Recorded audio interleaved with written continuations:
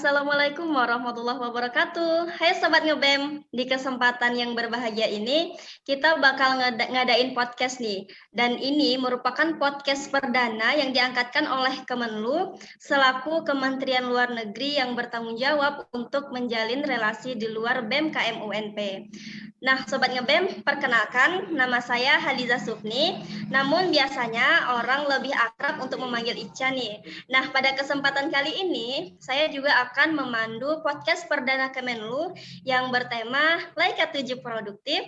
Wah, temanya sangat menarik sekali ya teman-teman ya. Nah, pada podcast perdana kami juga mengundang sosok yang sangat inspiratif, yang sangat produktif, bahkan ketika beliau masih duduk di bangku perkuliahan dan di tengah sibuknya kuliah, sosok inspiratif kali ini juga masih bisa produktif dalam bidang pekerjaan dan organisasi. Wah, masya Allah sekali ya teman-teman ya. Nah, siapakah dia? Nah, sudah hadir bersama kita di sini yaitu Bang Ade Suryanto. Bagaimana kabarnya Bang Ade? Assalamualaikum semua, alhamdulillah baik, luar biasa. Di Luar tengah biasa. corona masih mengkondisikan mental dan sikap positif, mudah-mudahan penyakit dan virus jauh dari kita semua. Amin, Amin. amin. Sekarang posisinya lagi di mana nih Bang? Kalau posisi sekarang terkepung PPKM, lagi di PPKM, lagi benar-benar. di Jawa, tepatnya di Bintaro. Bukan di Jakarta ya, tapi di Bintaro. Ya tetangga Jakarta geser dikit lah.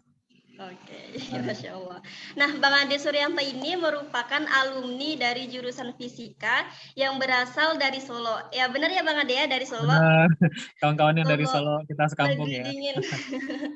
Negeri dingin tanpa salju ya Bang Ade. Iya betul. Betul, Benar. tempatnya itu di Surian. Surian itu Ade Suryanto. Aslinya tinggal itu di Surian sebetulnya. Surian itu dari Alang Panjang 14 kiloan lah. Kalau orang Surian, kalau dari sini orang Surian ya.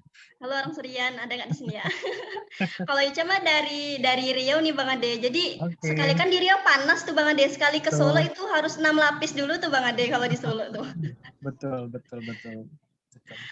Siap, Oke, siap. nah Sobat Ngebem pastinya tahu kan K7, karena siapa sih yang tidak tahu K7 itu gimana gitu kan, salah satu produk rendang daging dalam kemasan yang sangat autentik.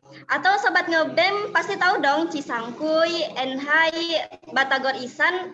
Nah ternyata foundernya ini merupakan alumni dari UNP. Nah bangga nggak sih jadi warga UNP gitu karena alumni-alumninya juga sangat hebat. Nah, kali ini Ica akan menggali pengalaman Bang Ade nih dari menjadi mahasiswa yang produktif hingga bisa menjadi pengusaha sukses di umur yang masih tergolong muda ini. Masih muda kan Bang Ade? Lahir 87, masih 34 sekarang. Insya Allah Iya, masih iya. muda tuh Bang Ade. Amin. Masih ada Oke kesempatan Bang kali Ade. ya. Siap, siap. Oke, mungkin terima kasih teman-teman dari Kemenlu UNP. Kembali terpanggil nih untuk sharing sama adik-adik ya. Jadi insya Allah kemarin ketika ditanya sempat nggak, insya Allah disempat-sempatkan gitu. Kan memang salah satu kebahagiaan juga atau bisa sharing, bisa memberikan pengalaman atau apapun lah yang positif pada teman-teman. Apalagi ini adalah adik-adik dari alma mater sendiri. Mungkin perlu diralat, Cak. Abang itu nggak foundernya dari kedai Cisangkuy, Ayam Penyet Jakarta, Batagor Ihsan, sama Enhai. Tapi salah satu CEO-nya gitu. Jadi Oh pernah gitu kerja di sih sana. benar. Eh, Waktu itu di tahun 2015 sampai tahun 2017 itu Abang pernah ngelola. Jadi dia itu grupnya namanya Cita Rasa Selera Nusantara. Itu punya 32 branch atau 32 cabang waktu itu di seluruh Sumatera kecuali Aceh dan Bengkulu, dan ada juga di Jabodetabek gitu. Masya Kerja di Allah. sana sebagai profesional, sebagai CEO-nya gitu. Nggak nyampe 2 tahun, paling 18 bulan ya waktu itu. Nah, jadi sebelumnya memang Abang kuliah itu di jurusan fisika, masuk tahun 2005. Jadi dari tahun pertama kuliah itu udah mikir kerja apa ya gitu, karena kan sebagian mahasiswa ada yang beruntung bisa kuliah dengan nyaman ya tanpa terkendala dengan urusan biaya, nggak dipikirin gitu kan. Tapi Benar-benar. juga sebagian ada di antara kita yang istilahnya diberikan challenge lebih lah untuk bisa kuliah juga, terus juga survive juga gitu kan. Istilahnya hal tersebut adalah hal yang biasa. Banyak orang di luar sana yang lebih kurang beruntung dibandingkan kita gitu kan. Nah, tapi sebagai seorang sivitas akademika, terus juga adalah orang yang artinya kuliah itu kita posisikan sebagai sesuatu atau something yang bisa membawa kita dari kondisi yang mungkin sebelumnya tidak berdaya guna gitu. Setelah kuliah ada ilmu yang masuk, ada pemikiran-pemikiran positif yang masuk sehingga membentuk pribadi dan karakter. Diharapkan dalam prosesnya tadi, dalam proses kuliah itu juga sudah bisa dimulai. Nah, itulah memutuskan maka dan Abang juga termasuk mahasiswa yang nggak dapat beasiswa dari dulu gitu. Jadi waktu kuliah tuh Abang nggak dapat beasiswa. Kenapa? Karena entah bagaimana ya, entah mungkin karena malas ngurus atau bagaimana, atau sibuk kerja gitu waktu itu, sehingga nggak terlalu concern. Nah, kalau sekarang tuh kan banyak banget tuh paket-paket beasiswa, sehingga kita bisa tetap istilahnya berjuangnya itu lebih gampang, nggak sesulit kalau misalnya kita nggak dapat beasiswa segala macam. Benar, benar, benar. Begitu sih. Ya, karena dari BEM juga kadang udah menyediakan informasi-informasi juga nih Bang tentang beasiswa-beasiswa gitu. Jadi mahasiswa tinggal mengikuti alurnya lagi Bang gitu. Nah, berarti Bang Ade ini emang semenjak berkecimpung di dunia kuliah juga sudah memikirkan gitu ya Bang, sudah memikirkan mau kerja apa nih gitu ya Bang, kira-kira mau gimana gitu ke depannya. Oke Bang, nah berarti Abang nih selama berkuliah itu sambil bekerja gitu ya Bang. Ada nggak sih Bang kendala-kendala gitu selama Abang itu bekerja gitu? Nah, betul. Nah, ini ceritanya juga historinya agak cukup panjang sih. Jadi gini, kebetulan itu waktu kuliah, baru masuk kuliah itu orang tua Abang kebetulan penjahit ya, jadi tukang jahit di kampung. Kebetulan di tahun awal-awal 2000-an lah itu kan mulai marak pakaian konveksi, sehingga yang tukang jahit itu mulai bergeser. Jadi orang mulai beli pakaian jadi gitu. Jadi sedikit yang jahit ke penjahit, sehingga secara ekonomi kami juga agak sedikit kesulitan. Pas juga Bang masuk kuliah gitu. Nah, tapi setidaknya saat baru mau kuliah itu udah mikirin nih kita mau jalan seperti apa yang mau kita tempuh gitu, karena masing-masing keputusan itu harus memang dipikirkan, harus direncanakan gitu. Sebetulnya juga cara pertama ya ketika kita masih baru mau kuliah sebetulnya adalah ya selain dari kita belajar melihat dari senior-senior, yang paling penting itu adalah kita tanya ke dalam diri kita sendiri. Itulah pentingnya misalnya kita ada konseling gitu, terus juga ada waktu mungkin ada yang bimbel atau apa, itu ada yang layanan, istilahnya kalau ada salah satu bimbel itu yang ketika pemilihan penjurusan segala macam itu memang sudah harus direncanakan dari awal. Dan itu juga gunanya ada PA gitu kan, pembimbing akademik kita juga bisa memberikan saran dan masukan kepada kita, sehingga jalan-jalan yang mau kita ambil ke depan itu bisa terpetakan dengan baik. Kalau Bang sih dulu memang menganggap PA atau dosen pembimbing akademik itu sebagai tempat bertanya gitu. Jadi memang dimanfaatkan. Kemudian aktif di organisasi itu penting juga. Kenapa begitu? Karena seperti teman-teman ketahui kadang informasi tentang beasiswa, informasi tentang aktivitas lain-lain itu memang beredarnya tentu saja di organisasi. Dan kalau kita tidak ikut dan bergabung di organisasi, tentu saja peluang kita untuk mendapatkan akses tersebut juga makin terbatas. Tapi juga nggak dipungkiri juga, organisasi yang terlalu banyak atau tidak sesuai dengan passion kita, itu juga nanti akan memberikan beban. Artinya kita cuma punya waktu nih 24 jam dalam satu hari. Kita juga punya kegiatan pribadi, aktivitas pribadi, tugas kuliah yang terutama yang paling penting dan sangat penting kuliah gitu kan. Nah, kita masih punya waktu nih. Nah, waktu inilah yang harus pintar-pintar kita manfaatkan. Kadang orang kalau bertanya nih ya, kalau seandainya bisa waktu diulang kembali, ada beberapa hal yang perlu kita perbaiki. Contoh, ya dulu kok masih malas-malasan ya belajar gitu. Ternyata sekarang baru tahu, oh kita butuh ternyata. Nah dulu kita ngapain waktu kita kuliah? Waktu kita masih di bangku kuliah kita ngapain? Rebahan kah atau produktif kah? Mengisi jiwa kita, pengalaman kita, pemahaman kita dengan kegiatan-kegiatan organisasi yang positif dan bermanfaat gitu. Karena untuk teman-teman adik-adik ketahui ya, banyak sekali di antara alumni-alumni ataupun teman-teman saya yang lain itu biasanya memang menjadi something itu dimulai dari saat kita kuliah gitu. Apakah jadi pemikir, organisatoris, pebisnis ataupun artis ya barangkali. Juga ada di antara teman-teman saya di jurusan fisika itu misalnya. Teman saya alumni dulu sama-sama 2005 udah jadi penyiar gitu kan, kemudian jadi presenter, setelah itu juga menjadi istilahnya narahubung di kegubernuran gitu. Jadi kalau acara gubernuran dia yang dipakai, dan itu memang itu jalan hidup ya, artinya Benar, benar, bukan benar. berarti kita misalnya kuliah di kimia atau fisika itu harus di laboratorium terus, nggak harus gitu.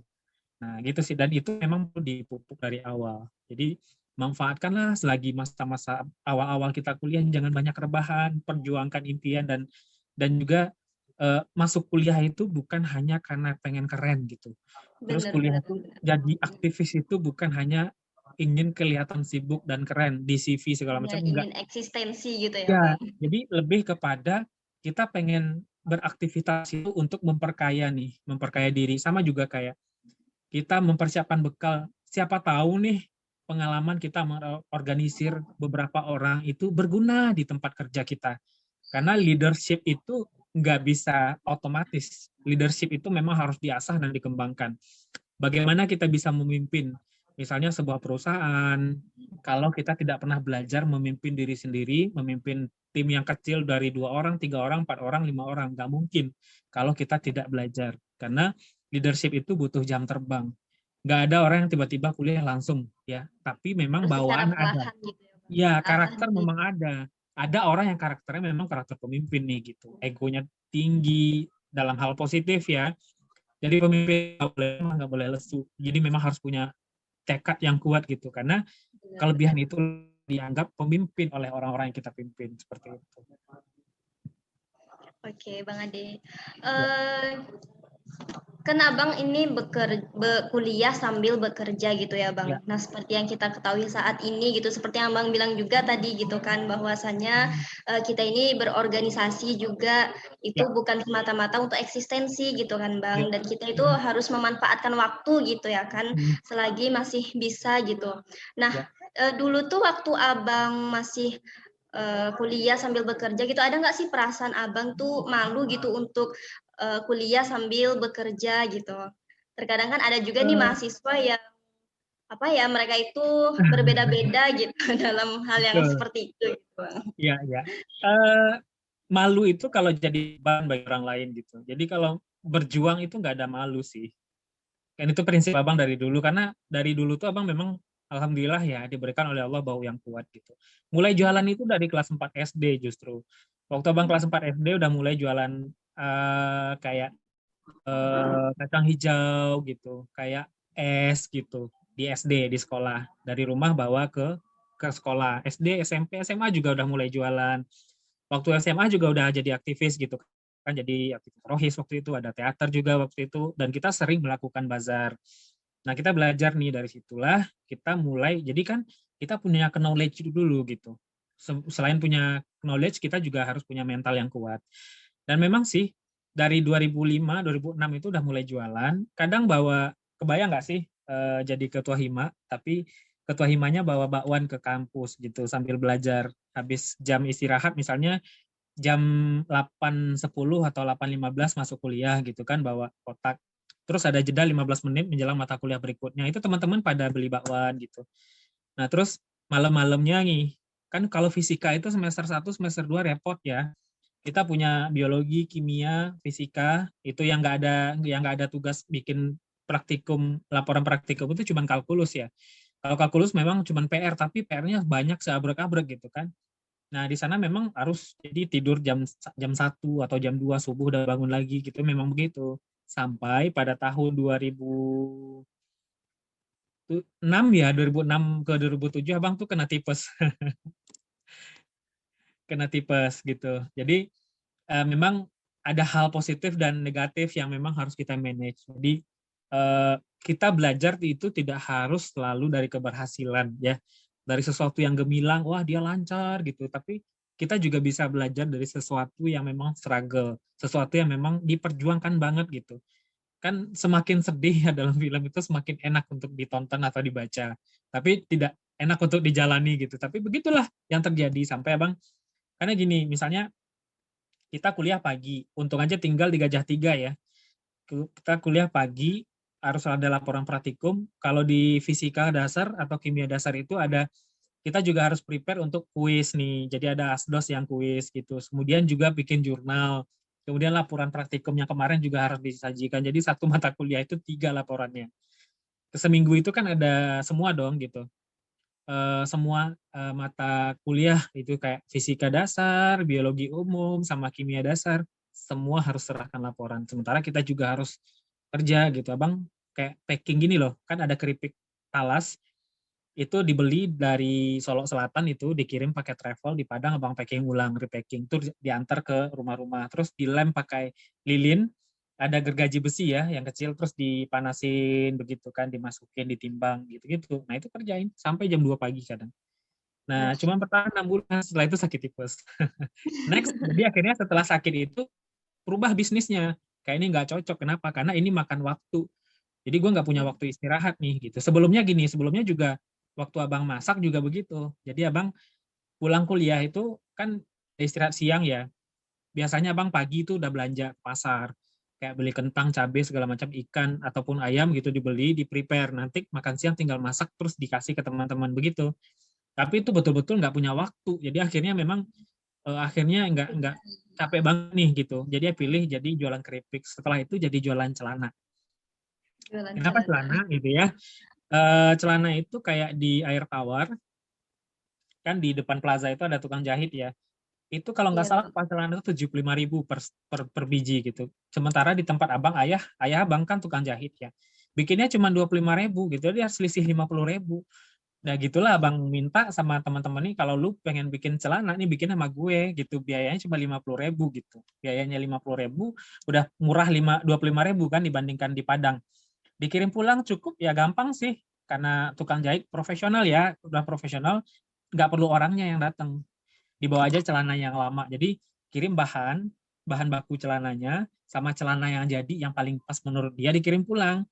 Nah seminggu jadi, kirim balik ke Padang. Itu waktunya abang nggak ngerjain sendiri lagi, yang jahit kan ayah di kampung gitu. Jadi sudah lebih kan udah mulai sibuk nih di kuliah, juga udah mulai ada amanah organisasi kayak di Hima, kayak di Forum Forsia gitu, atau di kami gitu, seperti itu. Gitu caranya. Kita harus tetap ikut rapat, tapi ongkos bensin buat pergi rapat itu kita cari. Jadi beda sama organisator Benar-benar. lain gitu. Kalau yang lain teman-teman itu kan dapat misalnya sebulan waktu itu. Kalau sekarang mungkin di atas 1,5 juta ya jatah bulanannya. Kalau dulu abang cuma di angka 400 sampai 600.000.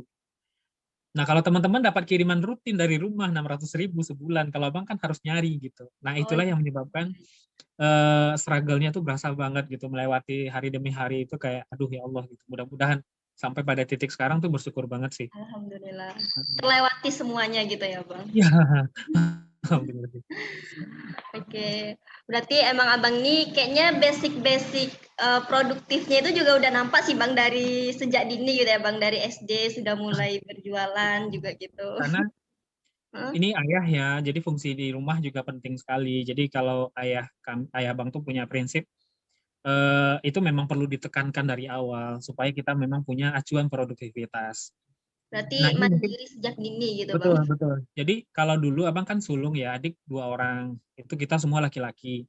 Mak petani, jadi ayah juga menjahit itu nggak di rumah gitu. Jadi ada tokonya tempat menjahit gitu.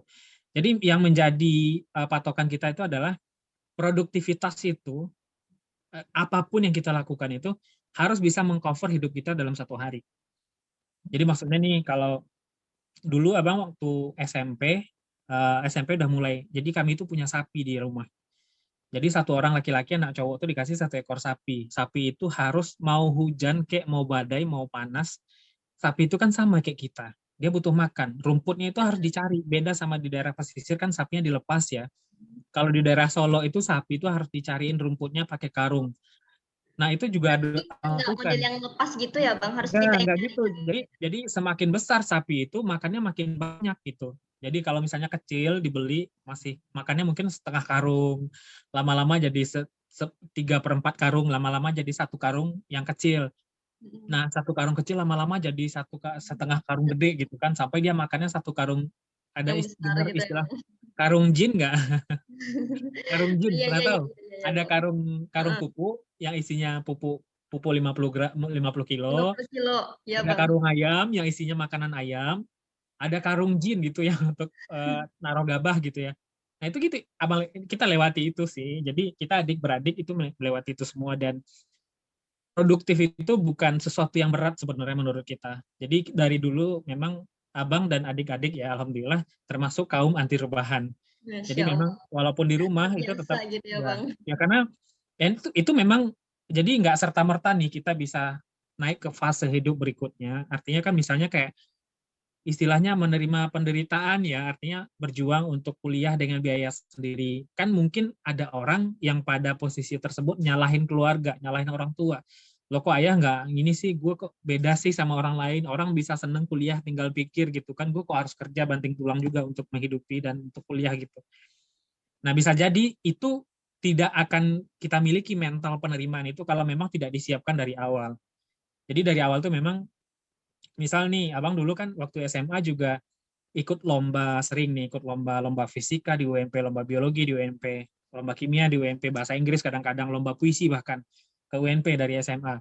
Itu memang nggak ada pengecualian, maksudnya itu oke lah, ya besok mau ke Padang nih, tapi tetap hari ini harus tetap nyariin makan buat Jawi, buat sapi gitu. Jadi tanggung jawab terikat begitu tuh udah dipupuk dari awal, sehingga ketika masuk pada fase berikutnya tetap ya setiap fase itu punya masa struggle. Ya waktu kuliah fasenya seperti itu, harus kuliah sambil kerja, nggak ada I have no option lah gitu. Jadi tetap harus dijalani gimana pun juga. Berarti itu semua nggak jadi beban juga ya bagi Abang, karena emang udah terbiasa juga dari kecil gitu ya, Bang. Iya, yang artinya apa ya? Dulu tuh di organisasi kadang juga organisasi nggak satu sih, Cak. Kayak misalnya dulu di Hima nih, di Hima, selain di Hima tuh juga ada forum kan, misalnya kayak kalau di MIPA itu Forsia ya, ada Porsia ya, benar-benar. Forsia. Kalau di Fosmis ada Formis, ada apa-apa macam-macam lah ya. Itu juga ada amanah di situ. Terus juga ada kegiatan organisasi lain kayak kami ya, ada HMI, ada kami. Nah, ikut juga Oh, berarti begitu. Abang ikut ini juga, kami juga ya, Bang. Ica Betul, juga ikut betul. kami tuh, Bang. Oke, Baru-baru abang masuk cuma. juga nih, Bang.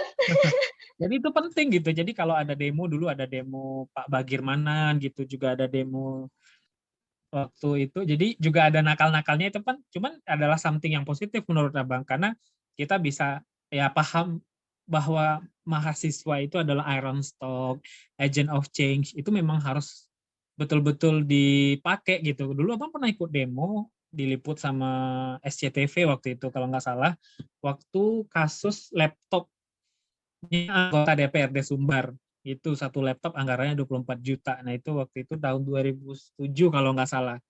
Jadi abang dipanggil sama om, sama adik ayah ke Solo gara-gara itu. Pakai bahasa Padangnya, ang kuliah di ayahang disuruhnya pe baraja nak pe demo do gitu kan. Sampai-sampai gitu sih. Tapi ya it's a part of our idealism gitu. Jadi itu bagian dari kita menjalankan peran gitu dan itu kepake. Jiwa-jiwa kritis itu harus dipupuk dari awal.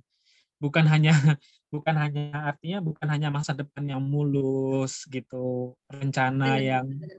gampang dan mudah itu yang perlu kita tanamkan, tapi yang paling penting adalah kesiapan untuk struggle. Bagaimana kalau misalnya nih tiba-tiba kuliah nauzubillah jangan-jangan sampai terjadi misalnya ketika kuliah orang tua salah satu nggak ada berpengaruh pada atau jatuh sakit tiba-tiba sehingga banyak kasus kan putus kuliah segala macam itu gara-gara hal-hal yang seperti itu.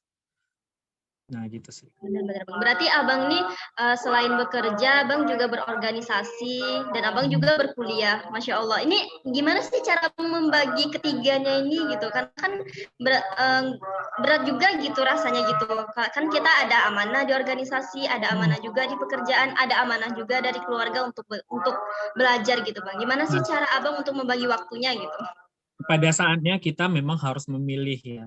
Makanya jadi sebetulnya pernah ngelihat nggak sih gimana si orang jadi eh, Pak RT, Pak Lurah, Camat, Pak Bupati, Pak Gubernur, sama Pak Presiden. Kira-kira sibukan mana? Pak Pak RT mungkin Presiden. Pak RT mungkin tiap pagi kita temui dia kita masih bisa temukan dia pakai sarungan gitu ya pagi-pagi lagi nyiram bunga di depan rumah. Kenapa? Karena yang dia handle adalah RT-nya.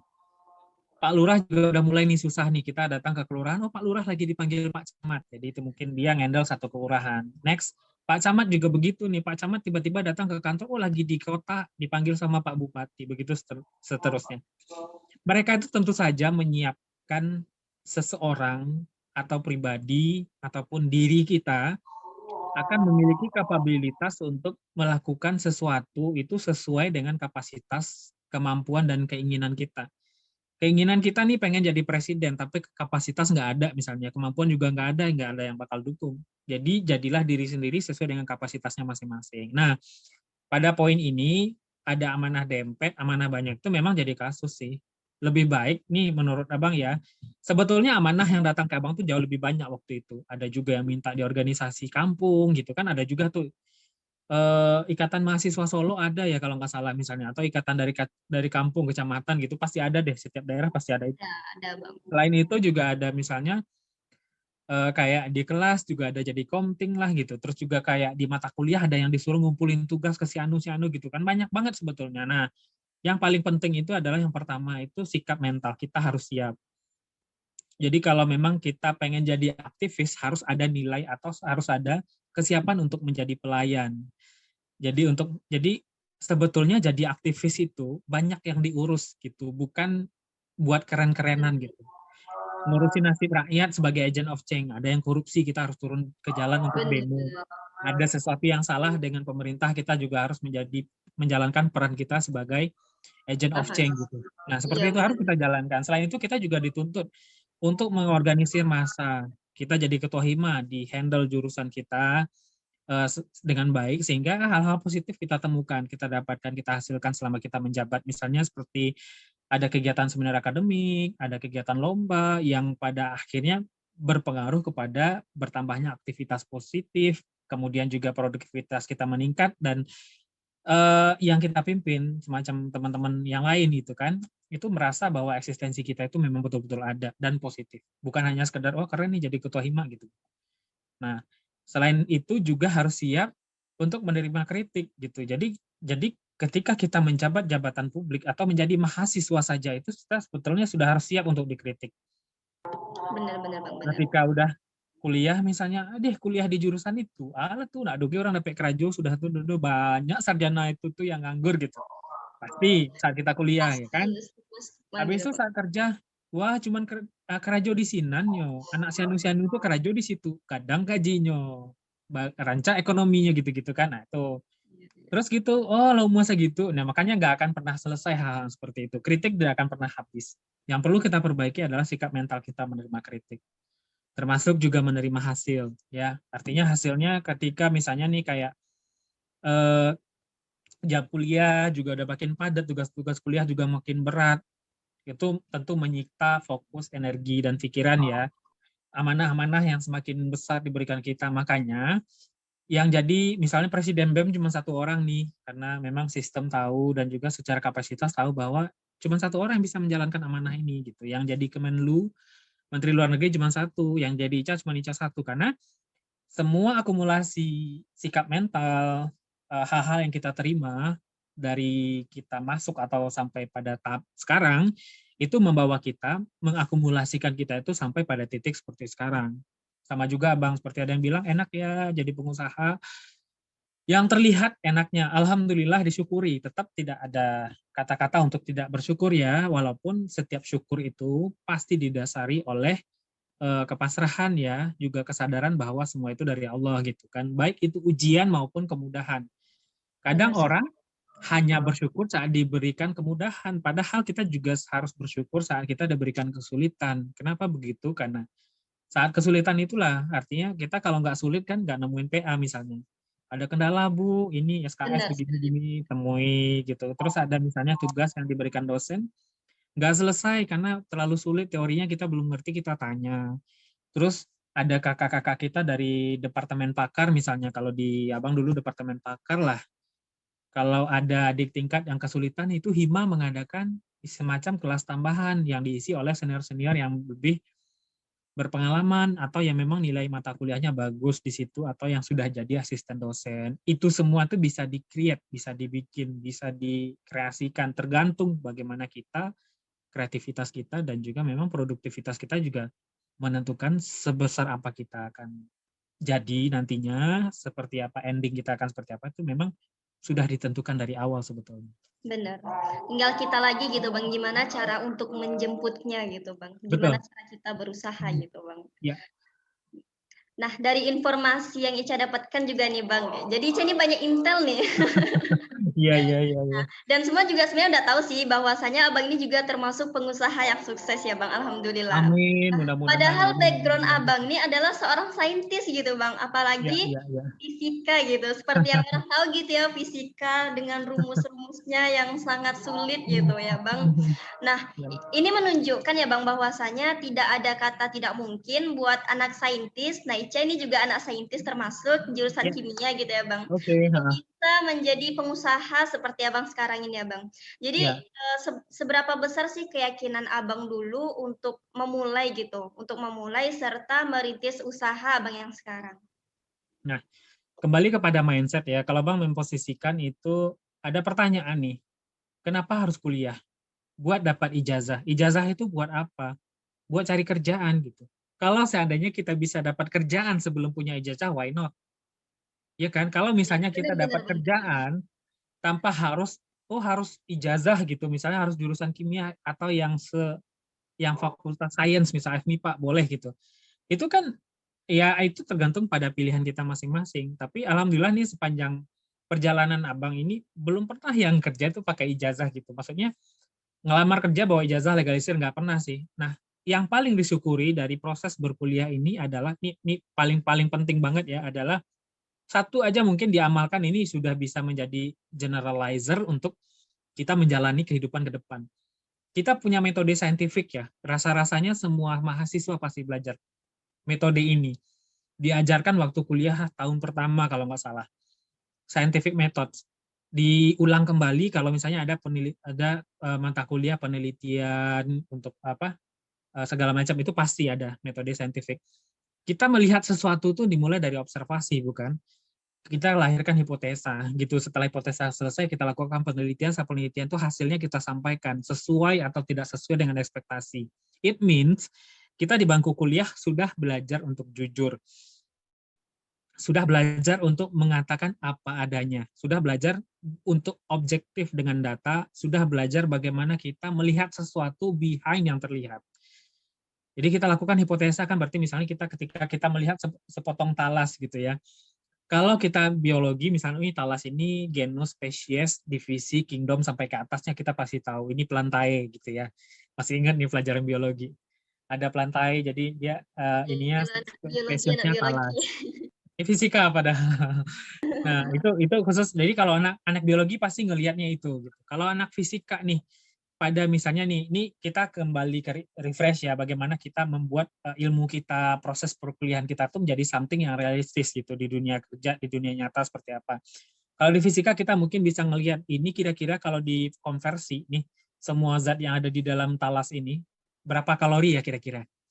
Kalau dikonversi menjadi energi listrik bisa menghidupkan bola lampu 7 watt selama berapa lama gitu. Mungkin cara pandangnya seperti itu. Terus misalnya kalau dari jurusan kimia ngelihat ini talas ini apa ya yang bikin gatal?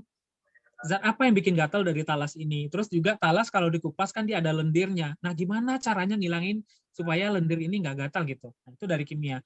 Kalau dari bahasa Inggris misalnya, jurusan bahasa Inggris misalnya, ini kira-kira di Amerika namanya apa ya gitu. Nah, kita masing-masing punya frame berpikir yang berbeda, tapi kita punya cara yang sama. Jadi menghadapi masalah di dunia kerja baik itu jadi sebetulnya kalau untuk teman-teman Abang yang di fisika itu banyak bekerja nih. Ada yang memang jadi guru, jadi pengajar karena memang dari awal dilihat passionnya ternyata memang betul-betul mengajar gitu. Artinya mengajar ini dia bisa memahami untuk dirinya sendiri dan bisa membuat orang lain paham tentang apa yang dipahaminya. Cocok jadi pengajar. Tapi ada orang yang misalnya untuk dirinya sendiri ketika dia ngajarnya itu nggak ngerti gitu. Mungkin cocok jadi misalnya tim ahli pakar IT segala macam gitu ya, jadi konsultan atau misalnya jadi teknisi boleh. Nah, kemudian juga ada yang otaknya bisnis gitu ya. Ini kira-kira kayak ini dijual kalau talas bulat dijual mungkin cuma 5.000 per kilo. Kalau udah digoreng-goreng dijadiin dijadiin kayak semacam bakwan itu ya, bakwan pakai talas mungkin bisa 1.000-an deh. Ini bisa jadi 5. Tapi ada juga yang berpikir ini kalau dijadikan keripik nih, keripik talas gitu dikemas dengan kemasan yang kayak Citato misalnya. Ini bisa laku nih 25.000 gitu. Ada juga yang berpikir ini misalnya kayak talas ini dijadikan serbuk nano buat bisa jadi bahan kosmetik, ini bisa harganya 1,5 juta per kilogram. Nah, ini misalnya membantu kita semasa kita, kalau Bang mendefinisikan, semasa kita masih jadi mahasiswa, negara masih memfasilitasi dengan memberikan kita ruang terbuka untuk intelektual, mari manfaatkan seluas-luasnya kesempatan ini gitu. Karena sesuatu itu dimulai dari riset sebetulnya.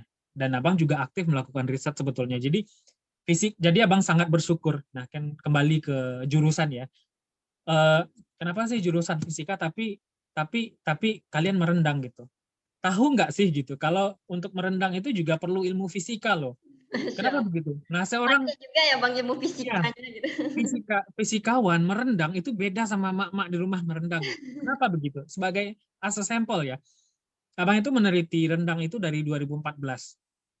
Jadi kita sudah mendefinisikan rendang itu. Jadi gini, kita paham ya, bawang merah sama bawang putih misalnya. Bawang merah sama bawang putih itu punya ikatan kimia yang berbeda tapi hampir mirip ya.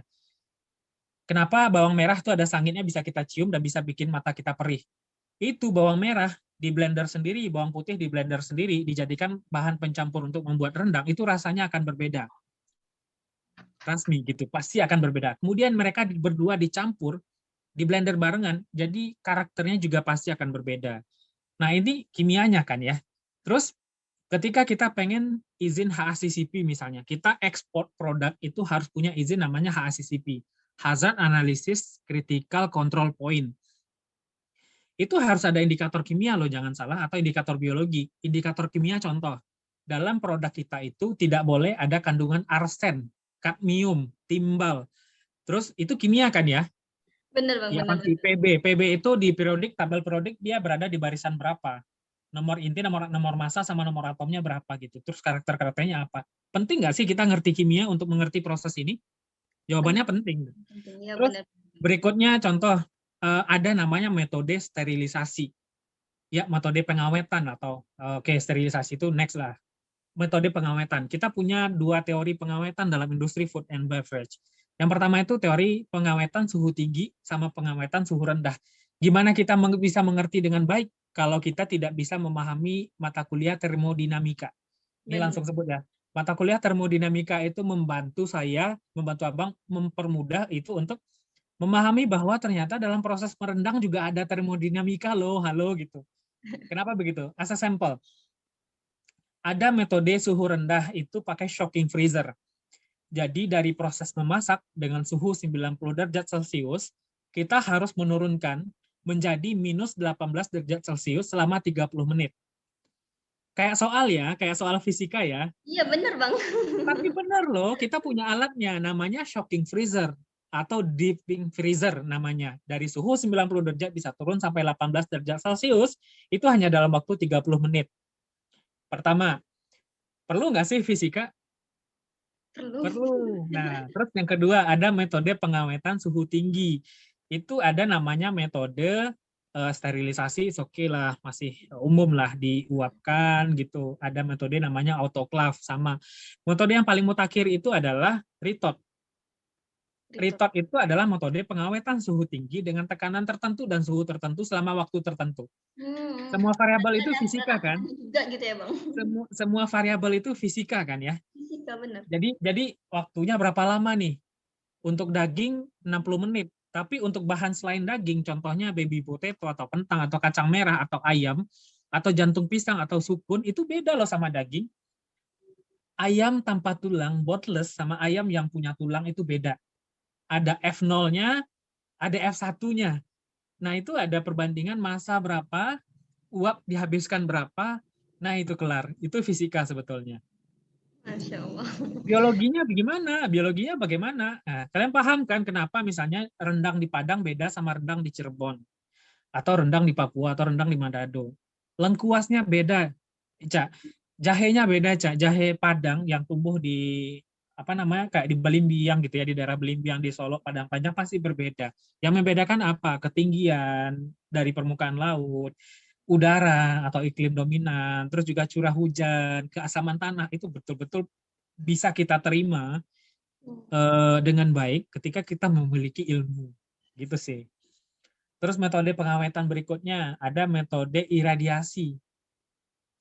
Kebayang nggak sih kalau kita berpikir, kalau awam berpikir nuklir itu cuma buat bom atom doang gitu. Nuklir itu cuma buat sesuatu yang merusak doang gitu. Padahal juga ada iradiasi pangan gitu. Pangan itu bisa awet 12 bulan itu dengan metode iradiasi. Itu kalau pengen iradiasi pangan itu datang ke Batan. Batan loh, padahal Batan apa hubungannya rendang sama Batan? Ada. Kalau mau iradiasi rendang, tahan 12 bulan atau bahkan sampai 1 tahun iradiasi no sana ke Batan Pasar Jumat. Gitu. Jadi nggak pernah menyesal, ya Allah, alhamdulillah pernah kuliah di fisika gitu. Pernah jadi mahasiswa, jadi nggak ada yang nggak berguna gitu. Nah itu baru kita bicara sains ya. Bicara nih, abang punya referensi buku The Science of Spicing, The Science of Cooking gitu kan, the apa ya? Pokoknya bahan bacaan luar negeri itu bahasa Inggris gitu. Gimana nggak perlu FBSS gitu. Anak jurusan sastra, walaupun misalnya gaya di fisika kimia itu beda ya sama gaya di mereka. Kayak gaya di umum style ya, kalau gaya di fisika force, ya kan? Nah, Bener, bener, bener, Bang. ini something yang artinya bisa bikin makin kaya sih gitu. Jadi sesuatu yang bisa dijelaskan oleh pengetahuan.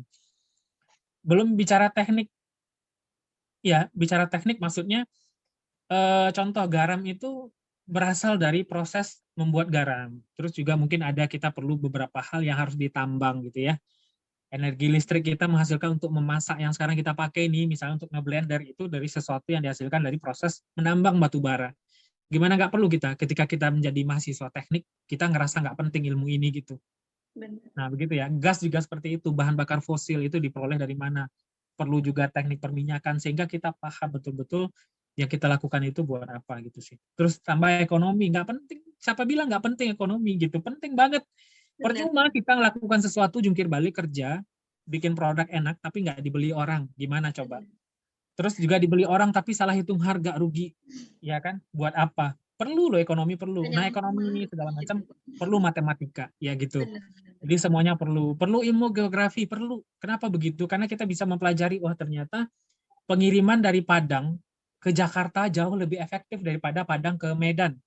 Kenapa? Padahal nyebrang loh di selat apa namanya, Selat Sunda. Kenapa gitu? Karena memang ternyata kita perlu mengetahui geografi, karena pengiriman ke Medan itu medannya jauh lebih berat, jalan darat dari Padang ke Medan itu jauh lebih berat. Kenapa? Bukitnya juga luar biasa, berliku segala macam, gitu loh. Perlu semuanya, nggak ada yang nggak perlu, jadi jangan merasa, jurusan gue nggak keren, nggak cool gitu, nggak. Tergantung, ya.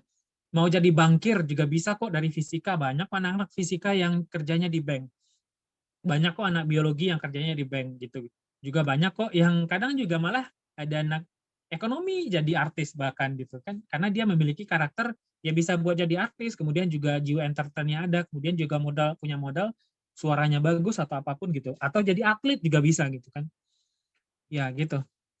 Yang mustahil itu pengen jadi sesuatu tapi tidak pernah berbuat apa-apa, itu baru mustahil. Bener, bener, Bang, bener. Nah, Hanya ekspektasinya saja yang tinggi gitu ya, Bang. ya, Tapi usaha untuk mencapainya itu nggak ada gitu. ya betul. Benar. Jadi sebenarnya apapun jurusan kita gitu ya, Bang, sebenarnya itu juga bermanfaat gitu bagi kehidupan Ya, kita sehari-hari kalau kita pandai saja mengeksekusinya gitu ya, Bang. ya betul. Benar. Itulah Nah, perlunya berorganisasi. Ketemu sama benar. orang, bicara sama orang, ngobrol sama orang lain. Oke, Bang Ade, Ica penasaran nih dengan usaha Bang sekarang ya, Iya, iya. K7. Oke. Hmm. Boleh dong Bang Ade ceritai gitu pengalaman Abang gitu, gimana sih memulai untuk merintis usaha Hmm. ini dan nama K7 itu Abang mendapatkan inspirasinya itu dapat dari mana gitu Iya, sehingga iya. menamakannya itu dengan K7 gitu, Bang. Baik, oke. Jadi sebetulnya begini ya, Abang sebenarnya, jadi setiap orang tuh pasti punya titik balik, pasti punya dream. Jadi Abang merasa ini di tahun 2009, itu merasa kan 2005 2009 ya, pengalaman bisnis apa segala macam dari catering, keripik, celana sampai bimbel ya. Abang merasa 2009 itu sebagai titik balik itu ketika ngebaca sebuah buku. Nah, ini kuncinya. Kita harus gemar membaca. Sebagai mahasiswa harus gemar membaca ya. Membaca apapun. Jadi nggak harus buku loh. Nggak harus buku. Jadi kan nggak selalu ada di buku ya. Yang penting proses membaca itu adalah proses menyerap, menerima informasi gitu. Benar. Mencari informasi, kemudian memperkaya imajinasi kita dengan bahan-bahan yang memang relevan dengan hobi kita, dengan kebutuhan kita. Jadi abang membaca sebuah buku namanya Tuhan, Inilah Proposal Hidupku. Ya, di 2019 umur abang waktu itu masih berapa ya? 2007, 97, 10, 2007, 20, 22 tahun. Abang membaca judul buku Tuhan Inilah Proposal Hidupku, karangan dari Pak Jamil Azaini. Salah satu tokoh motivator terbaik di Indonesia kalau menurut abang ya. Sekelas sama Tung Dese Moringin lah atau sama Mario Teguh. Tapi ini kan level-levelnya, segmen-segmennya beda ya gitu. Jadi di Inilah Proposal Hidupku itu kita diajarkan untuk bertanya kepada yang ahli, mencontoh sesuatu yang sudah pernah berhasil, kemudian kita declare. Jadi dia ngajarin bahwa saya di usia segini ingin begini, begini, begitu. Jadi kita diajarkan untuk menemukan siapa diri kita, terus juga menggali impian kita.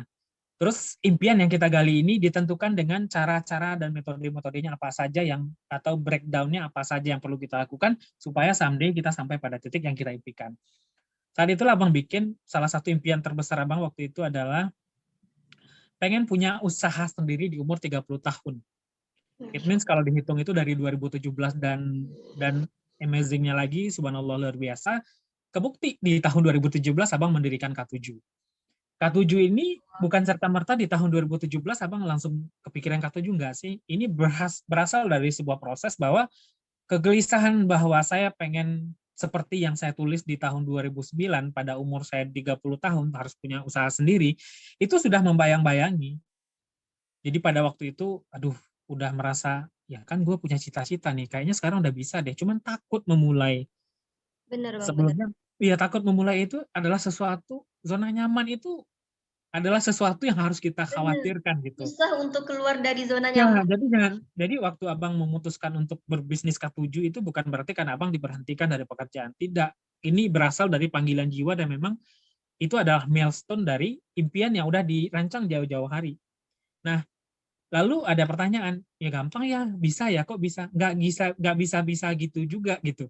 Ini memang juga perlu proses gitu, dan nggak otomatis dari tahun 2019 lancar aja gitu, tahun 2009 lancar aja gitu kan, nggak ada perjuangan, enggak juga gitu. Jadi abang harus melewati, abang harus kerja dulu di perusahaan, bikin bimbel segala macam, bimbelnya nggak juga berjalan sesuai dengan rencana, ada aja halangannya, tapi tetap disyukuri, pindah kerja ke hotel gitu, di Hotel Sriwijaya misalnya. Itu juga kan hotel ya, fisika ke hotel. Agak jauh sih ya, Bang. Iya, Dari fisika cuman ke hotel.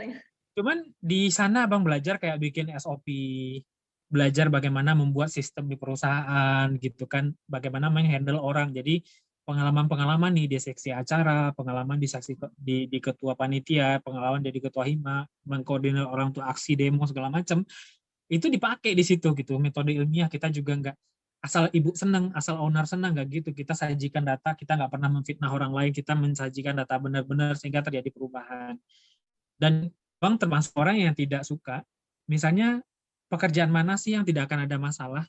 Benar. Hal apa sih yang tidak akan ada problem di jalannya gitu kan, di dalamnya gitu. Tapi yang terpenting adalah bagaimana kita bisa melewati itu, memecahkan, solve the problem, atau bagaimana break the boundaries gitu kan. Jadi semua yang menghalangi kita itu kita habisi gitu. Maksudnya kita habisi adalah kita lewati, Kita jangan hadapi lari. gitu ya, Bang.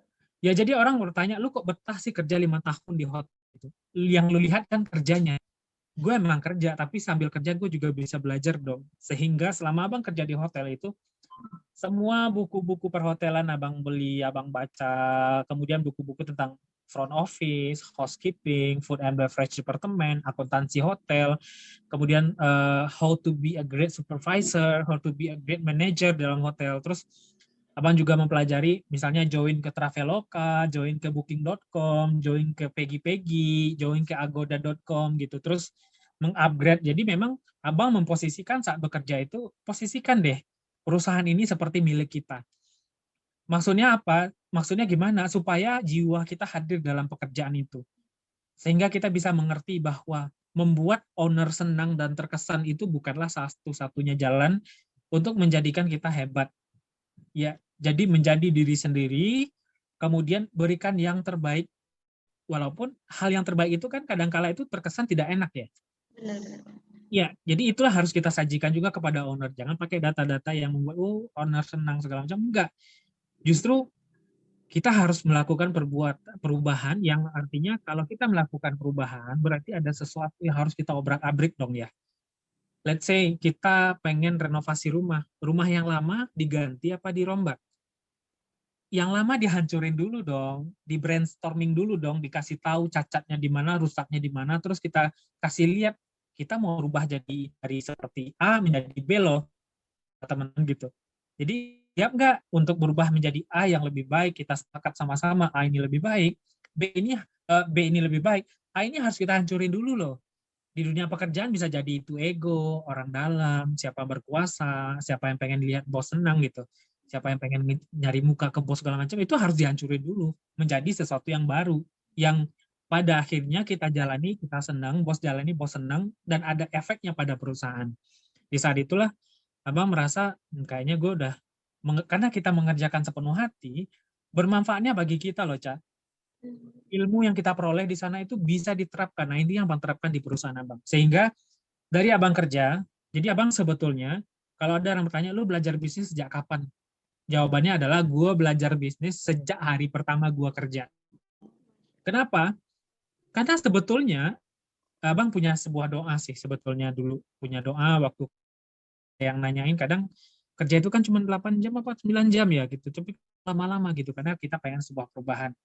Ya, artinya gini, ketika teman nanya, lu kok gitu amat sih kerja, kayak lu yang punya aja, dalam hati amin, alhamdulillah, mudah-mudahan gue someday punya pekerjaan, gue bisa mempekerjakan orang lain atas something yang gue pikirkan, yang gue create sendiri gitu.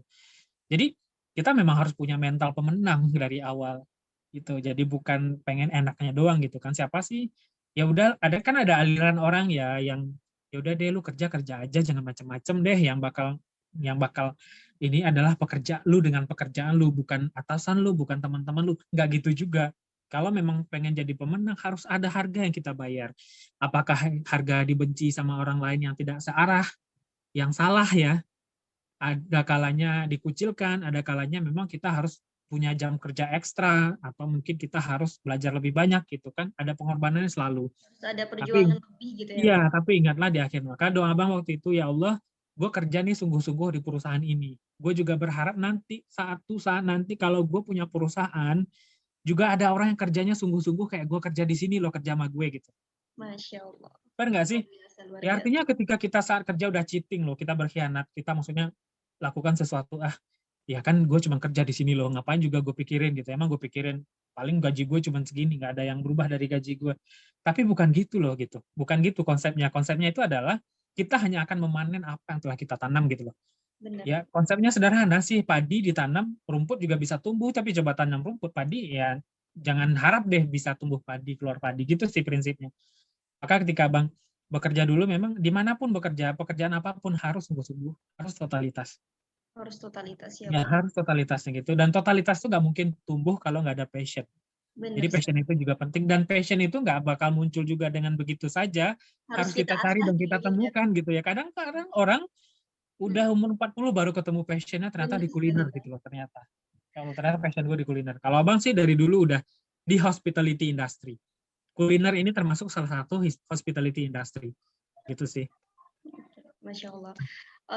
Sangat luar biasa sekali gitu ya, Bang. Dan setiap apa yang kita capai gitu juga tidak terlepas dari usaha kita gitu ya, Bang. Dan Usaha usaha itu kita, juga harus dibarengi dengan doa gitu ya, Bang. doanya orang tua. Sangat luar biasa eh, ya, Bang. Ya, jadi memang abang ayah sudah nggak ada ya, yang ada cuma emak gitu. Nah, kembali ke K7, kenapa ada K7 sih gitu kan? K7 itu sebetulnya dari celetukan abang dengan istri ya, istri waktu itu kita mau pilih nama apa sih gitu kan? Benar. Kalau menurut abang K7 itu adalah sesuatu nama yang eksotik sih. Hampir setiap orang, hampir setiap hari kata ini ada di kita sebut, cuman nggak ada orang berpikir ini menjadi sebuah brand. Dan sesuai dengan teori branding nih, mungkin anak-anak manajemen atau marketing bisa paham bahwa ternyata branding yang baik itu harus mengaksesor 5 panca indera. Ada di mata, penciuman, ada pengecap, ada perasa, ada pendengaran gitu ya. Kata-kata K7 itu bisa dipadukan dengan 5 itu loh. K7 di lie, ya enggak? K7 di aroma, K7 di baun ya kalau bahasa Padangnya, K7 di raso, enak gitu, K7 di sintuh, lembut, empuk segala macam, udah masuk nih. Kayaknya keren juga nih gitu ya. Dan K7 itu bukan hanya pada makanan saja gitu, tapi juga pada suasana hati, pilihan warna, karena memang itu K7 di lie ya, pilihan warna, kenapa harus warna putih, karena kenapa harus bajunya warna dongker, karena gue suka warna dongker. Kenapa milih pasangannya anak BK gitu, karena gue suka, gue K7 gitu sama dia gitu. Kenapa milih kerjaannya kuliner, karena gue K7, bisnis gue kuliner gitu. Gitu Iya, sih, benar. itu K7. Dan so, kenapa kami memilih rendang, karena ini juga berawal dari, nah itulah pentingnya sungguh-sungguh dalam setiap fase kehidupan kita. Benar Waktu sekali. abang sama emak cerita ya, itu ya masih kuliah sih sebenarnya, karena abang belum ini ya. Waktu itu cerita sama emak, perjuangannya masih panjang gitu. Terus emak bilang, kadang mengejar ini dengan bahasa sederhananya ibu-ibu lah ya, emak ya. Cuman ini maksudnya diterjemahkan dengan bahasa kita yang kekinian, kira-kira begini, dialognya seperti ini. Impian itu memang sama kayak masak rendang sih gitu ya. Kenapa? Memasak rendang itu banyak sekali variabelnya, bumbu segala macam, dan masaknya lama loh. Semakin banyak impian kita, maka akan semakin seperti itu. Seperti rendang lama bikinnya, peluang gagalnya masih tetap ada. Beda kalau impian kita sederhana kayak ceplok telur gitu kan, dipecah, digoreng, udah selesai. Selesai. Ya kan, so kita pengen punya impian, punya keinginan banyak, punya wish list-nya banyak ya, jadi lu harus siap-siap untuk melewati proses bagaimana halnya membuat rendang. Tapi kalau wishlist lu tok 1 tahun 2022 gue nikah, udah gitu aja, udah selesai, berarti nggak perlu susah payah ya gitu. Benar sekali. Gitu. Jadi semakin banyak impian kita harus makin siap lah untuk menjemputnya gitu. Impian itu manja, dia memang harus diperjuangkan dan dijemput ya, nggak bisa ditunggu tuh impian itu sih. Tapi perlu ada impian kan ya, Bang? Perlu banget.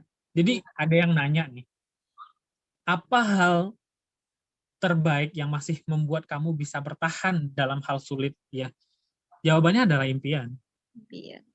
Impian itu adalah salah satu direction-nya. Jadi kita ingat ya impiannya si Muhammad Al-Fatih gitu.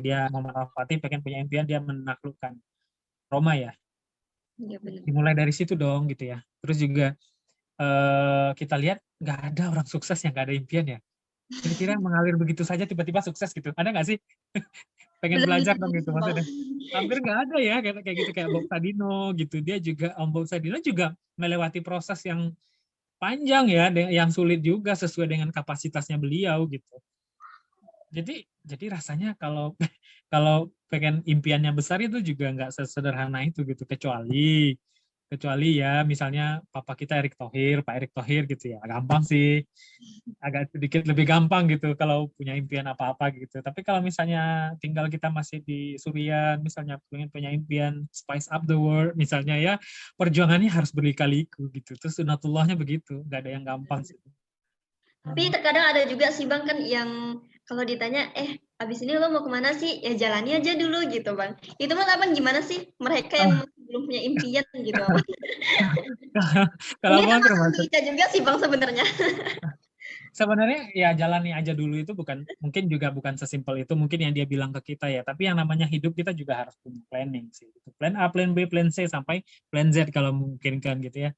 Artinya jalani aja dulu itu bukan berarti ya it's okay. Jadi mungkin mereka itu sedang mendefinisikan sesuatu yang tidak dipaksakan. Tapi mutlak ya pengen jadi sesuatu itu memang harus direncanakan gitu. Karena misalnya nih, tapi rencananya boleh nggak ngotot-ngotot amat gitu. Sesuaikanlah dengan kemampuan dan kecepatan kita lah untuk mengejar. Jadi kalau misalnya misalnya nih misal gitu,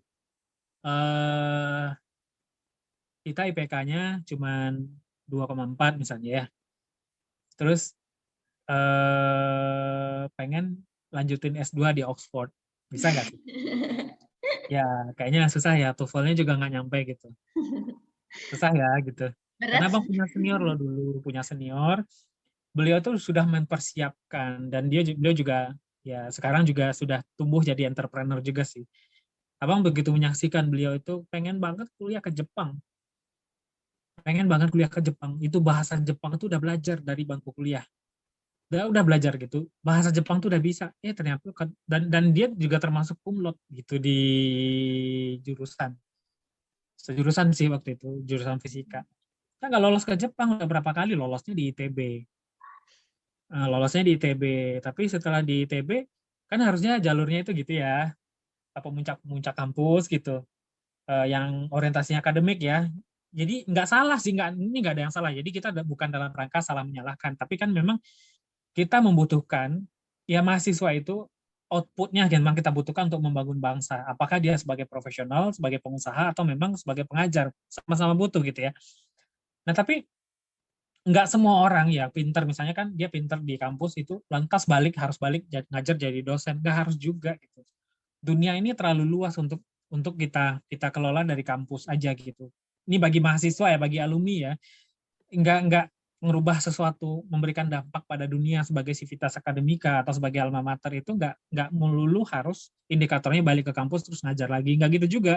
Tapi kita adalah lebih kepada membawa nilai-nilai luhur nih, kita bangga dan bikin bangga alma mater kita dengan prestasi-prestasi gitu. Ya kerja profesional di bidangnya masing-masing. Ke kuliner ya kuliner lah, nggak harus juga jurusan kuliner dulu baru buka bisnis kuliner, boleh, nggak gitu juga. Nggak Fisika harus boleh ya. kok jadi apa saja gitu, jadi apa saja Benar-benar. gitu ya, boleh.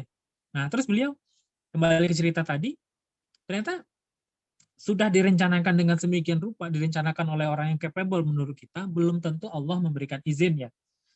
Akhirnya sekarang jadi entrepreneur. Ditanya nyesel nggak jadi entrepreneur? Nggak juga. Gitu sih. Walaupun sebetulnya cita-cita awalnya itu bukan jadi entrepreneur seperti sekarang misalnya. Pengennya itu S1, S1 udah 2 NP ya, S2, S3 di Jepang, pulang-pulang jadi dokter gitu. Kan niatnya begitu, tapi Allah nggak kasih gitu. Itu mau gimana? Kasih jalan yang lebih baik gitu ya, Bang. Iya, ternyata inilah yang artinya kita nggak tahu yang terbaik menurut kita itu seperti apa gitu kan. Kita cuma punya keinginan, dan keinginan itu terbatas.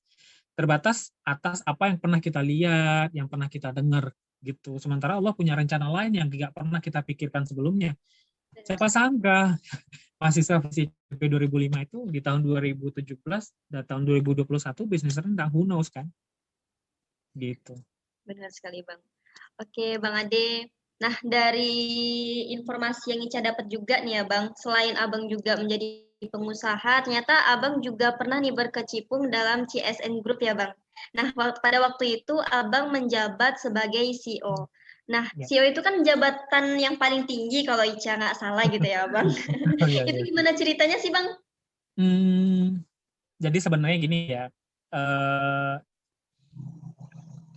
kerja di situ itu memang abang putuskan setelah, jadi gini, setiap abang bekerja, kita juga harus punya prinsip ya, kita harus develop.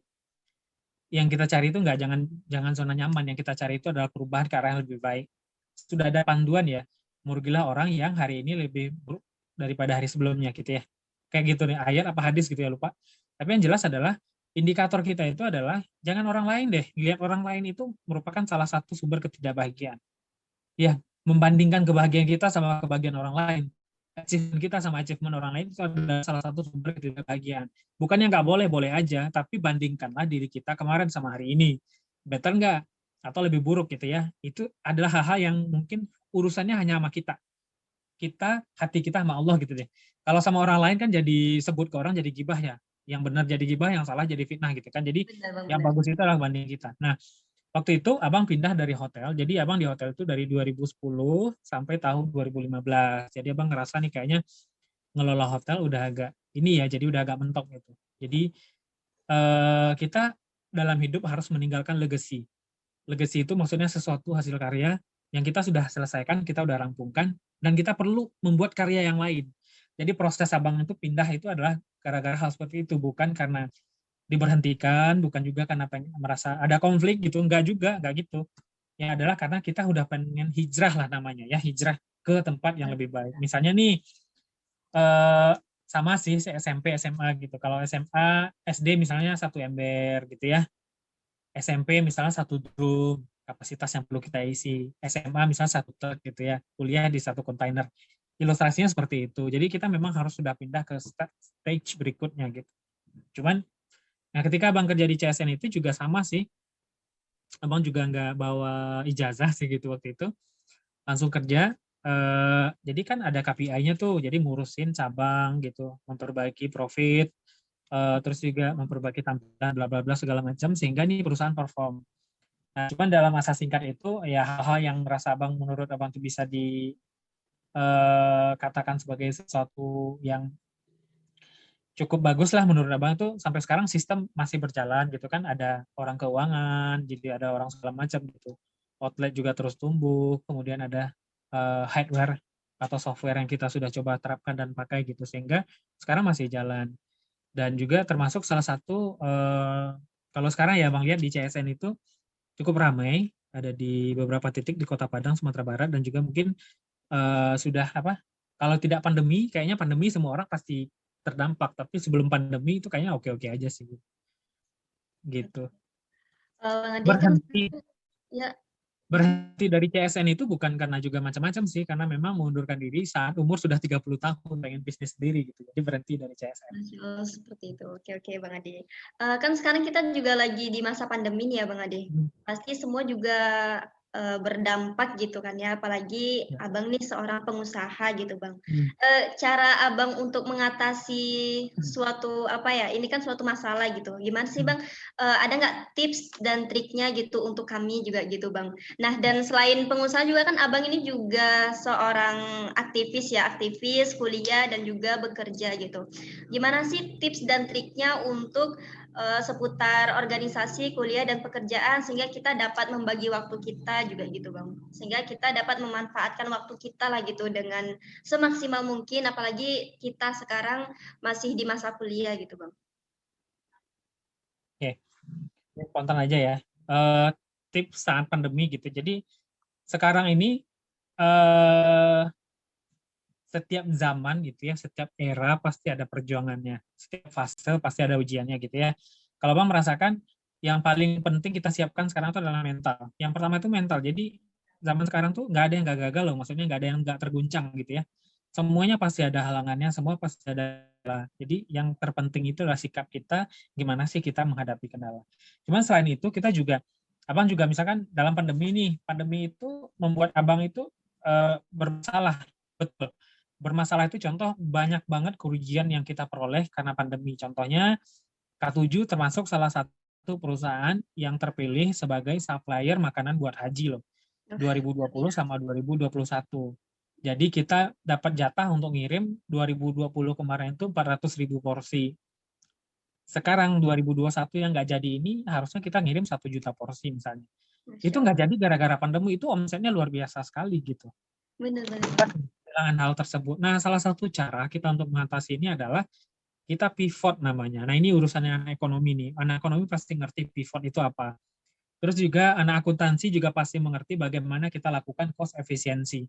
HPP kita tetap, tapi variable cost yang sebelumnya jadi fixed cost, kita ubah menjadi variable cost. Anak ekonomi juga harusnya mengerti nih gitu. Jadi fixed cost itu apa, variable cost itu apa. Kemudian juga kita mengurangi hal-hal nggak perlu. Hal nggak perlu misalnya budget yang dulu untuk marketing kita pindahkan begitu. Kemudian juga kita tentu saja ada kebutuhan-kebutuhan yang terjawab dan tidak terjawab nih. Yang terjawab itu misalnya nih ketika kita dapat project. Jadi kan ada model financing ya, ini anak keuangan nih. Model financing itu kita bisa prosesnya bank loan, kita ada misalnya personal loan, kita juga ada investing, investing itu juga macam-macam, uh, investing itu macam-macam, itu pasti pasti harus kita pelajari dengan baik. Nah, dari proses tersebutlah kita bisa mengatasi krisis. Contoh nih kayak K7 sekarang kita menyediakan, dulu kita fokus ke ekspor ya, ke haji. Sekarang kita juga nggak menghentikan ekspor, proses kita lanjutkan, cuma kita fokus juga jualan ke dalam negeri. Nah, ada beberapa gerai yang kita isi baik di Jakarta maupun di daerah lain seperti itu. Nah, kemudian juga lanjutan pertanyaan berikutnya, apa sih tips kita untuk bisa menyeimbangkan kuliah, organisasi, sama kerjaan? Eh, ini sebenarnya PR ya bagi kita masing-masing ya.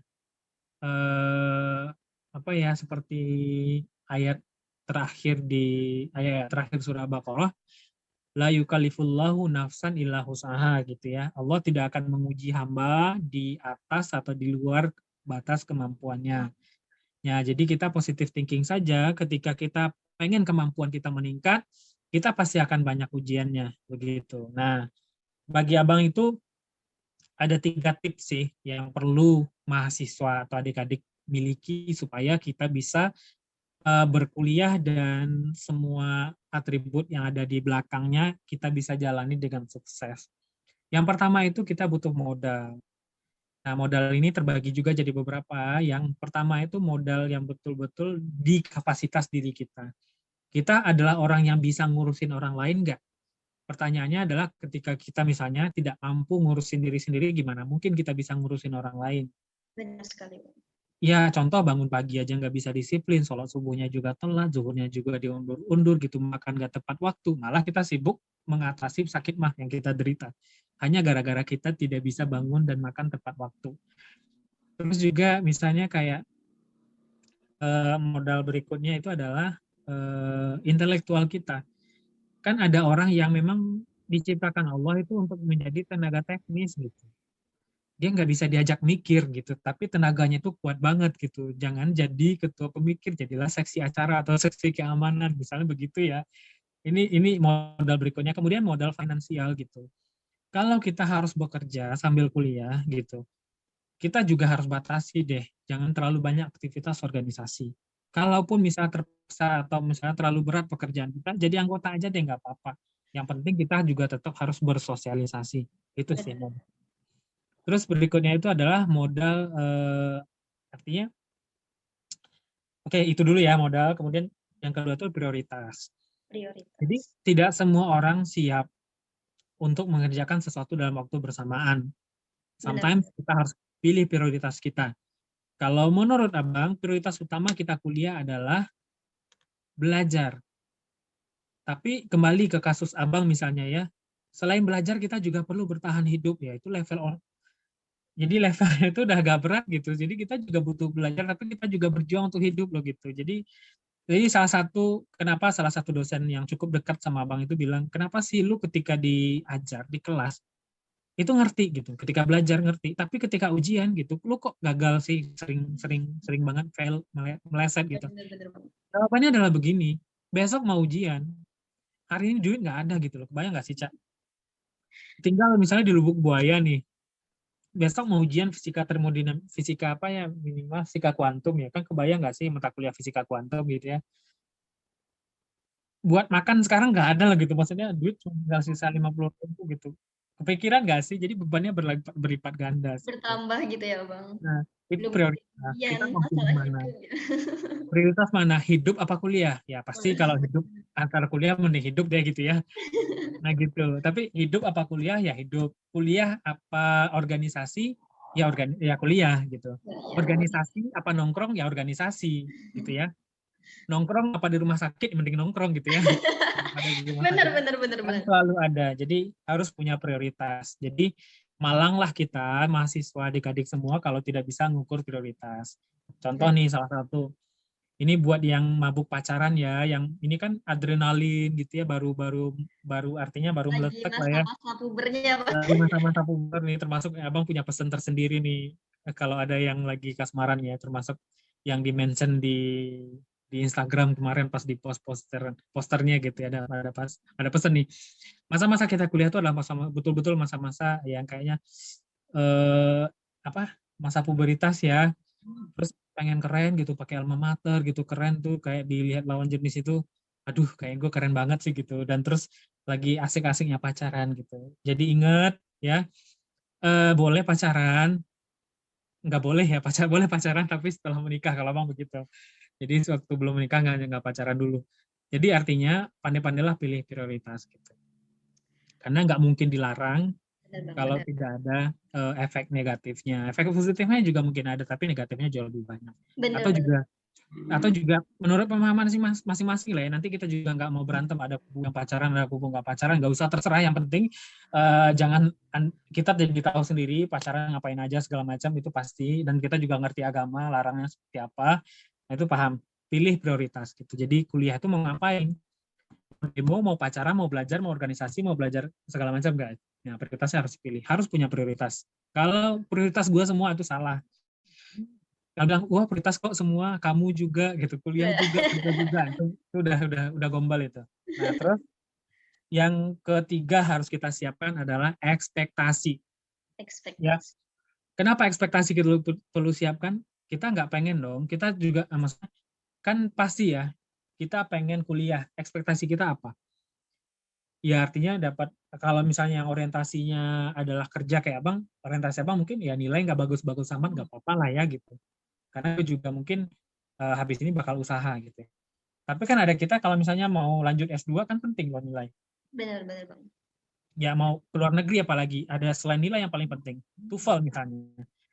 Terus selain itu yang paling penting adalah kesiapan gitu. Nah, maka kita harus punya ekspektasi. Kenapa kita perlu ekspektasi? Karena ada realita yang harus kita terima. Iya enggak?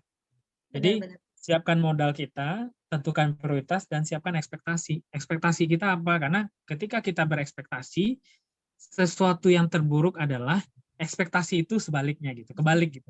Gitu sih. 3 hal itu. Supaya Oke kita bisa Bang. membalancekan gitu. Jadi nggak ada juga, oh bilang mahasiswa sukses itu adalah yang nilainya tinggi, organisasinya bagus, kemudian juga bisa kerja. Ya bisa jadi sih, tapi nggak semua orang membutuhkan itu. Nggak semua orang juga mampu seperti itu gitu. Jadi ketika kamu udah punya modal, sesuaikan modalmu dengan prioritasmu juga nanti menghasilkan ekspektasi segala macam, terimalah itu. Gitu, dan lakukan semuanya dengan sepenuh hati dan sungguh-sungguh. Gitu sih. Oke Bang, wah sangat luar biasa sekali ya Bang. Berarti Ya, modal, kemudian prioritas dan juga ekspektasi yang ya, harus kita pegang gitu ya Bang. yes. Oke Bang Ade, kira-kira apa sih impian dan harapan Abang ke depannya? Nah terlebih kan berbisnis pada Ya, masa pandemi ini sangat tidak mudah gitu Bang. ya. Nah ini abang sama teman, jadi nih kembali. Jadi jadi berasa sebenarnya nggak sok-sok religius sih, cuman bilang begini. eh ada ayat dalam surat As-Saff ya. Kalau nggak salah bunyinya Innallah yuhibbul ladzina yuqatiluna fi sabilihi saffan kanahum bunyanun marsus. Benar nggak sih? Yang intinya ini gini. Allah tuh lebih suka orang dalam berjalan itu, berbuat itu dalam barisan yang rapi. Nah, kebetulan alhamdulillah Bang bersyukur banget sekarang ketemu sama beberapa partner, yaitu baik dari dalam negeri maupun luar negeri, yang memberikan vibes positif gitu. Jadi salah satu dream Abang itu ada 10 sebenarnya. Tapi salah satu dream Abang itu adalah Abang pengen punya perkebunan gitu.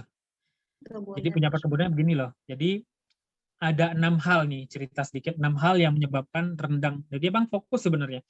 Jadi Abang nggak ngambil peluang lain, tawaran lain selain rendang. Ini ngajar ya, abang ngajar nggak? Maksudnya ini sharing, tapi abang sharing tentang bisnis itu, oke. Tapi kalau ada yang cerita, lu kerjain ini dong, soto dong, oh sorry nggak bisa, gue ngerjain rendang. Lu kerjain ini dong, minuman lemon, kerjain dong gitu. Oh nggak bisa, gue fokus ke rendang. Itu fokusnya. Jadi abang pengen, salah satu impian itu adalah punya perkebunan. Nah isi kebun itu isi rempah-rempah loh. 6 hal yang ada di dalam produk K7. Yang pertama itu adalah needs, kebutuhan. Pasar butuh rendang apa? Kalau yang tidak bisa seafood, bisa rendang daging. Yang makan daging bisa vegan dong gitu ya. Yang vegan itu bisa macam-macam, dari kacang, dari sukun, dari jantung pisang, segala macam. Itu needs. Kemudian dari main ingredients, rendang itu bukan hanya daging. Rendang itu juga ada ikan, ayam, sama juga vegan. Kemudian dari body dari rendang itu adalah santan, cabai, laos, bawang merah, bawang putih, dan itu harus ada. Kenapa? Beda body itu beda rasa. Jadi masak pakai kelapa Pariaman, santan dari Pariaman gitu ya, itu beda ketika masak di daerah Cirebon.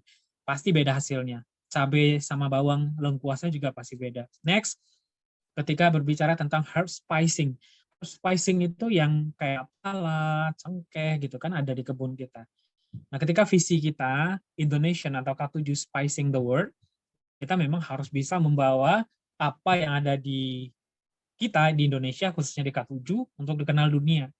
Nah, salah satu milestone kita adalah di 2020 kami di K7 sempat berkolaborasi sama chef internasional Gordon Ramsay di acara Nat Geo.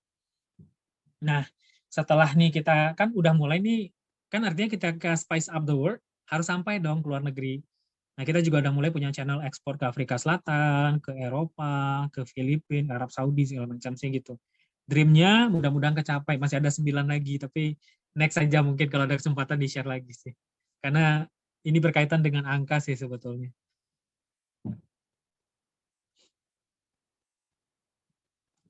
Masih mute, Cak? Sorry Bang. Gimana? Oke Bang, semoga apapun harapan Abang dapat tercapai di masa yang akan datang Bang. Oke Bang, closing statement deh Bang, dan sekaligus memberi pesan kepada kami Bang sebagai mahasiswa gitu Bang. Oke, ini closing statement bagi adik-adik ya. Sebenarnya banyak hal yang kita bicarakan tadi gitu ya, tapi tidak ada aturan baku sebenarnya untuk sukses, dan juga tidak ada resep spesial untuk sukses. Resep untuk sukses dan sukses itu juga bukan hanya satu-satunya indikator bahwa kita menjadi manusia yang berguna. Gitu. Jadi selagi teman-teman adik-adik masih jadi mahasiswa, mohon dengan sangat ya manfaatkanlah momen-momen dan kesempatan-kesempatan ini. Artinya tanya pada hati nurani sendiri gitu ya. Sekarang apalagi di masa pandemi kita tidak bisa berkumpul, kontrol juga lepas gitu. Artinya kontrol lepas itu kita nggak diatur sama aturan dosen, kita nggak harus bangun pagi, kita nggak harus ke kantor, ke kampus, tugas juga bisa. Lebih gampang lah sekarang. Tapi yang paling penting adalah karena setiap zaman ada ujiannya gitu, setiap setiap masa pasti ada hal-hal yang sulit.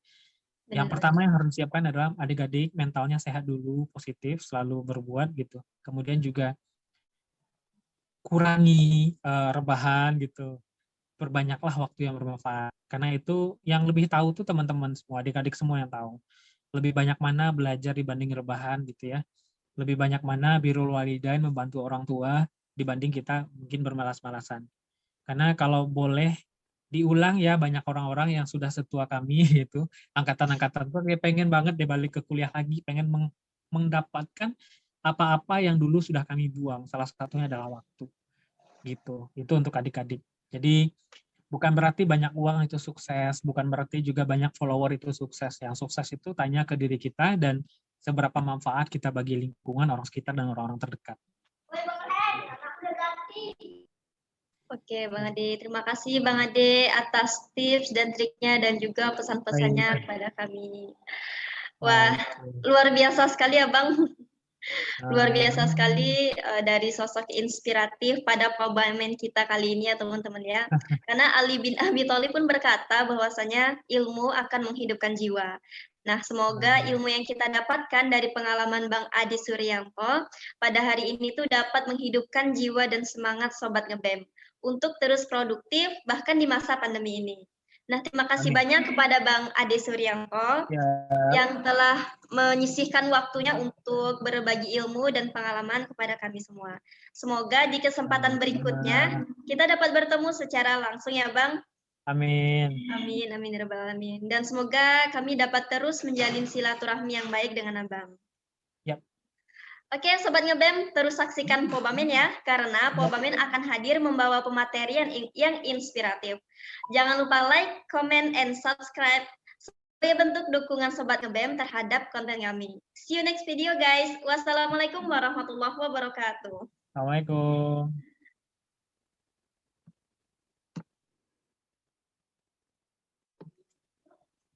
Halo Ade. Ade. Makasih Bang waktunya. Kita foto bareng atau gimana? Bermanfaat banget. Ya boleh Bang. Seksi dokumentasinya. Foto bareng. Oh ya Bang, sebelumnya Pak Menteri kita udah masuk nih Bang. Sama Fauzan. Fauzan, ya. Halo Fauzan ya. Fauzan. Fauzan Bang. Alhamdulillah Fauzan. Namanya Fauzan Bang.